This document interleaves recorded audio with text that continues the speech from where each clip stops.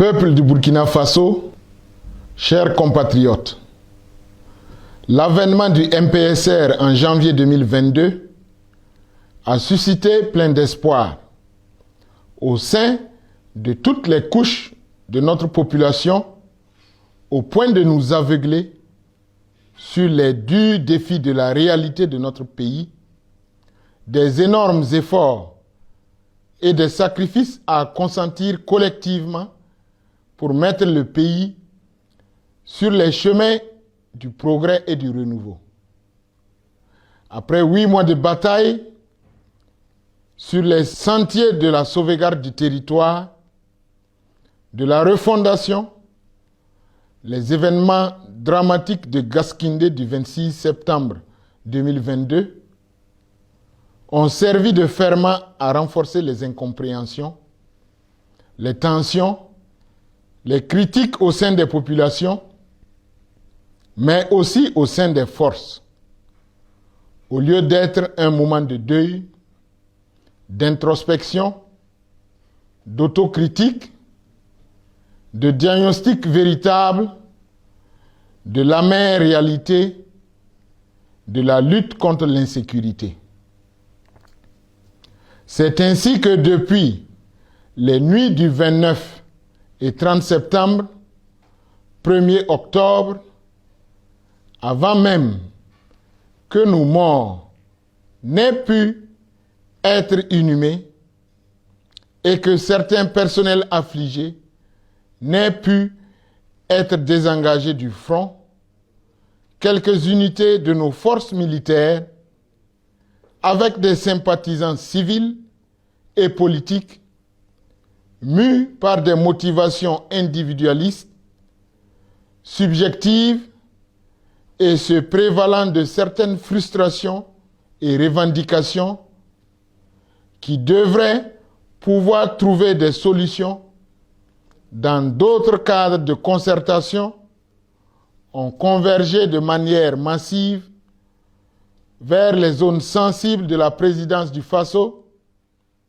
de la base aérienne 511, de la RTB et de certains domaines diplomatiques. L'objectif affiché était clair: interrompre la transition. Leurs actions ont occasionné au niveau de nos périmètres défensifs 2 morts, 9 blessés et des dégâts matériels.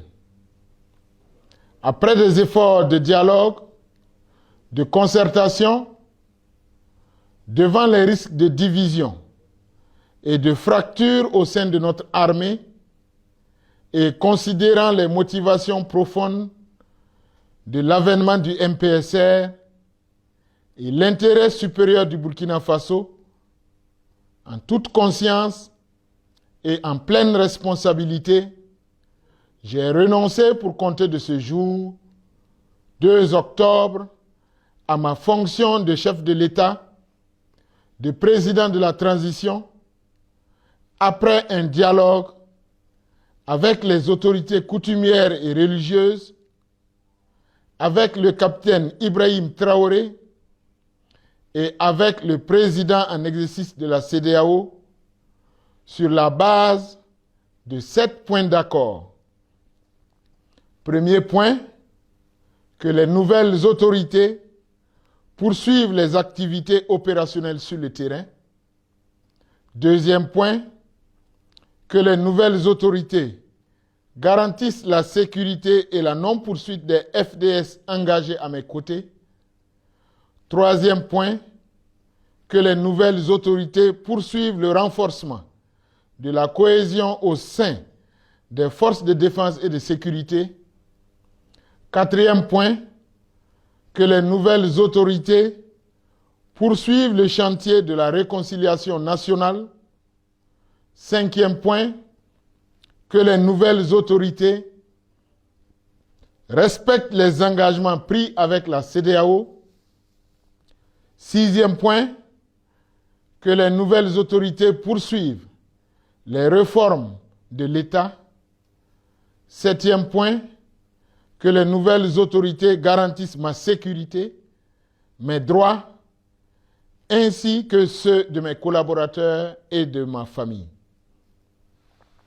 Mes chers compatriotes, à l'endroit des nouvelles autorités du Faso, je leur formule mes vœux de succès.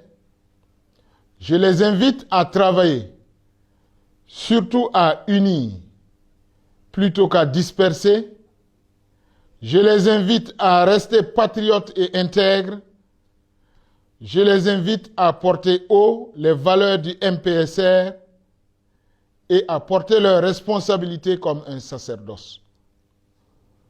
Je voudrais, avant de terminer, remercier du fond du cœur tous les acteurs et actrices au plan national et international, les garants et les sympathisants du mouvement patriotique pour la sauvegarde et la restauration, qui ont œuvré de manière sincère et désintéressée à la bonne marche de la première étape de la transition. Que Dieu bénisse le Burkina Faso et le préserve du chaos. Pour la patrie, nous vaincrons.